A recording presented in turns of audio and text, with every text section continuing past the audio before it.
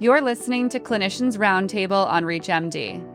I'm psychiatric nurse practitioner Ashley Baker, and joining me to discuss their recent research on Fourier Transform Infrared Spectroscopy, or FTIR, biomarkers in colorectal cancer surgery, are Drs. Heather Allen and Ran Lee.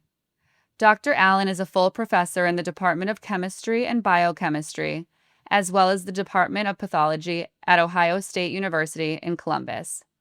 Dr. Allen, welcome to the program. Good morning. Also joining us is Dr. Ran Lee, a researcher who completed a PhD in Analytical Chemistry at The Ohio State University in 2015. Dr. Lee, thanks for being here. Thank you, Ashley. So, Dr. Allen, starting with some background, what prompted you to look at FTIR as a diagnostic tool for colorectal cancer during surgery? Well, originally our work started with Raman spectroscopy as a diagnostic tool for colorectal and other cancers, but particularly for intraoperative identification of clean and cancerous surgical margins. And this started with Dr. Lee's PhD dissertation 15 years ago. So we moved to infrared analysis when I began a collaboration with Professor James Coe. Dr. Coe is also in the department here at Ohio State, in the Department of Chemistry and Biochemistry. And at that time, he was using metal grids to enhance infrared intensities. And he was looking at this basic science of bilayers that he would make to mimic membranes. And I thought that the infrared focus and the way that he was enhancing signals could maybe apply to things in pathology.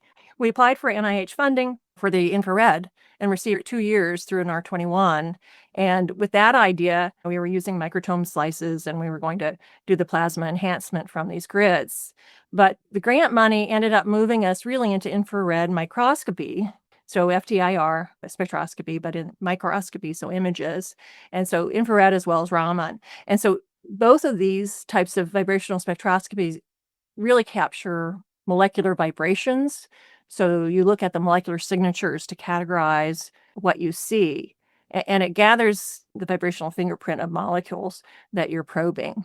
And so this molecular fingerprint is also highly sensitive to its environment. So meaning that if the molecules we're detecting are in a cancerous perturbed environment, we can also see changes or shifts in energies from what we would normally see in not human tissue or not a cancerous perturbed environment.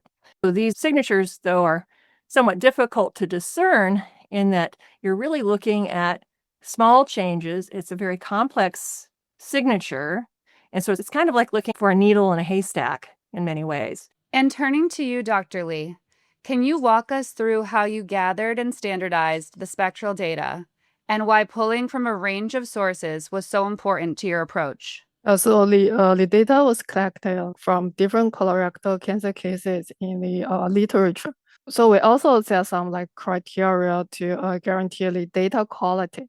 So only the data that pass this criteria were used in the subsequent analysis.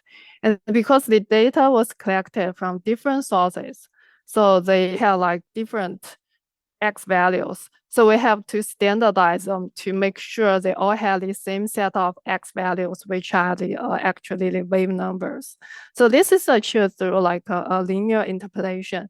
So we estimated the value between two data points using a straight line. So we want to see how generalizable these biomarkers are. So these biomarkers has to be powerful in differentiating cancers and non-cancerous tissues. But more importantly, their power has to be maintained across various conditions. I mean, different settings. So for example, some biomarkers may be effective in female patients, but they lose their ability when they apply to male patients. So by using data from a range of sources, so we were able to see whether our biomarkers could remain effective and stay reliable across a broad range of real-world cases. Now, Dr. Allen, I understand that one of your key findings was a biomarker called B1. What makes it so effective at distinguishing cancerous from non-cancerous tissue? So mapping the B1 biomarker showed the highest correlation against the gold standard H&E stain. But why? So I would say it's because it probes the ratio of the fatty acid changes to changes in the phosphate environment of the lipids and nucleic acid. But this was actually quite a surprise because I had thought, and I know Rand had thought for some time, that it would be subtle changes in the protein amide bands against the fatty lipid bands that would really be the mainstay or the target. And that's what we had thought prior to this. And so I was certainly surprised with the nucleic acid and the phosphate part, as well as the glycogen band. That's not the B1, but the B1 with against that phosphate and the lipid was certainly a surprise. We suspected that the phosphate region was important, but the intensities are lower and the region can be very convoluted. And this is why you use machine learning and AI.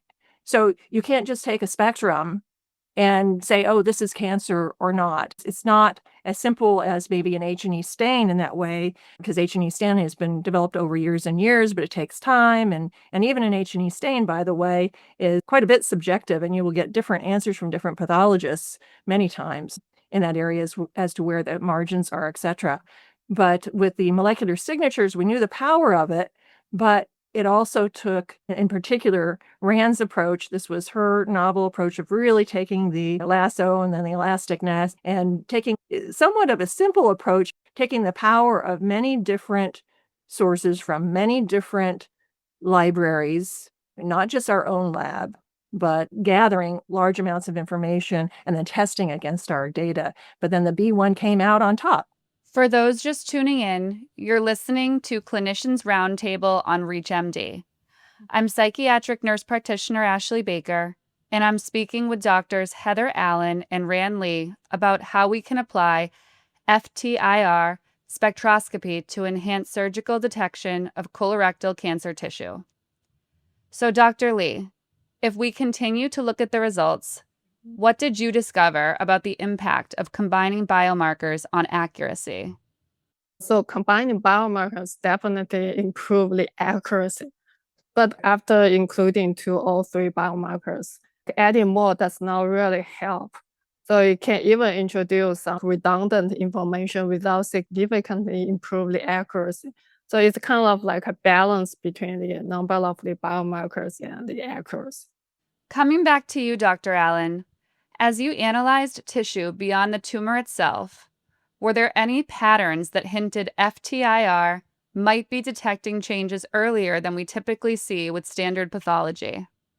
Well, in analyzing the images after obtaining this data, the full integrated IR image showed areas that indeed correlated with the best biomarkers. But moreover, we always knew that providing the molecular signatures that are inherently sensitive to the actual microenvironment of the cancer, the microenvironment of the tissue, such as FTIR, the FTIR itself should outperform standard pathology. And we always knew that just because, again, it's giving information about all of the vibrations, so all of the molecules and all of its environment. There's certainly more work to be done, in particular for developing instrumentation that can be used in real time during surgical resection. But in this paper, it's an amazing step forward, given that it takes a very different approach in developing the biomarkers. It takes data from entire published database, not just from our lab. So to kind of get back to your actual question, though, as Rand analyzed the tissue and I analyzed the data from her analysis beyond the tumor itself, the patterns looked complex and it wasn't clear because every single person has variation. Every single cancer has variation in infrared signatures.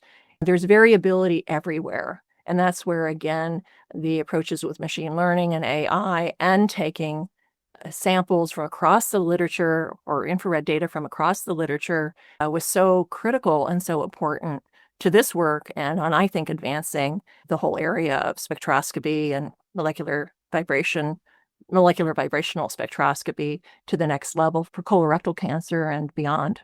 Before we wrap up our program, Dr. Lee and Dr. Allen, let's look ahead for a moment. How do you both envision this approach being adapted for real-time use during surgery? Very positive about its ultimate implementation during cancer surgery in the near future. So in fact, there are already some products developed by IR MedTech that bring FTIR into the operating room with an ATR probe. So as a next step, I think these biomarkers needs to be further validated with additional cases. So like around like 200 would be ideal. So if the results are satisfactory and they can be implemented in the surgical setting. I was thinking about how do you take this into the operating room? And it's really with, I think it's like the Da Vinci machines with like robotics and so forth. I guess something like Da Vinci would work, but also coming in with fiber optics, you could think of this well beyond colorectal, because you really just need a fiber optic probe that's such that you would have 2 fiber optic cables and an ATR, attenuated total reflection spectroscopy with the FTIR technology. And like I said, this is already being implemented to some extent with IR MedTech and dermatology. But really the next step is the intraoperative, but also it's truly about coming up with these biomarkers, because biomarkers, there's the instrumentation is out there. It's a little bit expensive right now, but really I think compared to other medical areas, it's really not that expensive. But it's really, I think, about more clinical studies and convincing surgeons to utilize this more. Truly, this was Ran Lee's idea in taking the literature and being able to do this. So I was just stunned years later, because we've been keeping in contact, that we could go back and use some of our old data, which is the image in the paper for the testing, but take all the other, data that's out there with infrared on just colorectal and be able to develop that biomarker. With those key takeaways in mind, I want to thank my guests, Doctors Heather Allen and Ran Lee, for joining me to discuss the use of FTIR spectroscopy for intraoperative colorectal cancer detection. Dr. Allen, Dr. Lee, it was great having you both on the program. Great. Thanks very much, Ashley. Appreciate it. Thank you, Ashley. It's a pleasure to be part of this discussion and to share our work. To access this and other episodes in this series, visit Clinicians Roundtable on ReachMD.com, where you can be part of the knowledge. Thanks for listening.